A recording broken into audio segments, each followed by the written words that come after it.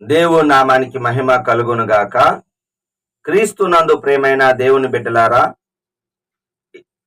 ఈ దినము ఏప్రిల్ 6వ తేదీ, లేఖన భాగము లూకా సువార్త 10వ అధ్యాయము 25 నుంచి 42 వచనాలలో దేవుని యొక్క వాగ్దానము 34వ వచనం, అతని మీద జాలిపడి యేసు ప్రభువారు ఈరోజు మన మీద జాలి పడుతున్నాడు. ఎవరి మీద అంటే, ఇక్కడ సందర్భం, ఒక వ్యక్తి యెరూషలేములో నుంచి యెరికోకి దిగి వెళ్తున్నాడు. ఎప్పుడైతే ఇతను దిగి వెళ్తున్నాడో, ఒంటరిగా వెళ్తున్నాడో, దేవుని యొక్క సన్నిధి నుంచి మరి శాపగ్రస్తమైన, ఆశీర్వదించబడిన యెరూషలేము నుంచి శాపగ్రస్తమైన యెరికోకి వెళ్తున్న సమయంలో దొంగల చేత కొట్టబడ్డాడు. బట్టలు దోచుకున్నారు, కొట్టారు, కొన ఊపిరితో విడిచిపెట్టారు.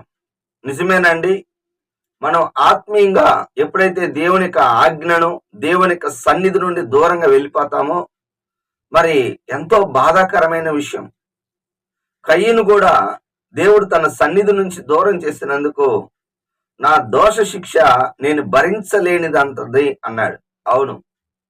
అవును, దేవుని యొక్క సన్నిధి నుండి మనము దూరంగా వెళ్ళకూడదు. వెళ్ళిన ఇతని మీదకి మరి ఎవరు, యాజకుడు చూసి పక్కగా వెళ్ళిపోయాడు, లేవి చూసి పక్కగా వెళ్ళిపోయాడు. కానీ మంచి సమరయుడైతే చూసి జాలిపడి మరి దగ్గరకు వచ్చి మరి నూనెయు ద్రాక్ష రసము గాయముల మీద పోసి కట్టుగట్టాడు. ఈ దినము దేవుడు నీ గాయాలు కట్టేవాడుగాను, నీ మీద జాలిపడి నీ గాయములు కట్టువాడుగా, పరిశుద్ధ గ్రంథములో రాయబడిన మాట మరి ఏమిటి అంటే, ఆయన అతిక్రమ క్రియలను బట్టి, మన అతిక్రమ క్రియలను బట్టి ఆయన గాయపరచబడ్డాడు. ఈ దినం పడిపోయి కొన ఊపిరితో ఉన్న నిన్ను కూడా దేవుడు మరి నీ మీద జాలిపడి నిన్ను బాగు చేయటానికి ఆయన వచ్చి ఉన్నాడు. ఇప్పుడే ప్రభు సన్నిధిలో కన్నీరు విడిచి ప్రార్థన చేసుకో. ఒప్పుకోవలసిన పాపాన్ని మనం చూసినట్లయితే 41వ వచనము, మార్త అనే స్త్రీ యేసు ప్రభువారిని ఇంటికి పిలుచుకుంది, కానీ అనేకమైన పనులు పెట్టుకుంది, తొందరపడుతుంది, విచారం కలిగి ఉంది. అవునండి, ఈ దినాల్లో ప్రభువుని ఆహ్వానిస్తారు కానీ ప్రభువుని పట్టించుకునేవారు లేరు. సీమోను కూడా యేసు ప్రభువారిని పిలిచాడు. పరిసయ్యుడైన సీమోను తన పనుల మీదే ఉన్నాడు, కానీ పాపాత్మరాలైన స్త్రీ పాదముల మీద పడి మరి కన్నీళ్లు విడిచి మరి తల వెంట్రుకలతో తుడిచినప్పుడు ఆమె విస్తారమైన పాపాలు క్షమించబడ్డాయి. పిలవటం వేరు, మరి ప్రేమించటం వేరు. పిలవటం వేరు, హృదయంలోకి చేర్చుకోవటం వేరు. చాలా మంది ప్రభువుని పిలుస్తారు కానీ హృదయంలోకి చేర్చుకోరు. అందుకే యేసు ప్రభువారు మనకిస్తున్న ఆజ్ఞ ఏంటో తెలిసిన 39వ వచనము, మరియా ఆయన పాదముల యొద్ద కూర్చొని బోధ వినుచుండెను.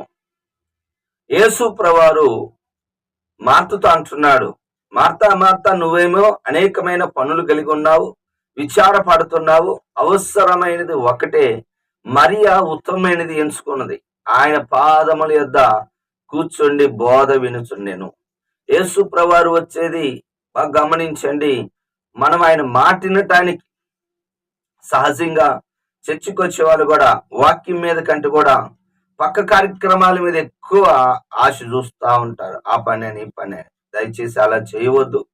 దేవుని యొక్క వాక్యాన్ని వినటానికి వచ్చిన నువ్వు అవసరమైనది ఒక్కటే, ఏంటయ్యా అంటే అది మరి ఆయన పాదముని యొద్ద మరి కూర్చొని వినటం. విన్నవారికి శ్రేష్టమైన జీవితం. ఎన్నో పనులు ఉంటాయి లోకంలో, కానీ దేవుడు పాదాల దగ్గర కూర్చుంటే మరి కీర్తన 16:11లో ఆయన సన్నిధిలో సంపూర్ణ సంతోషం కలదు.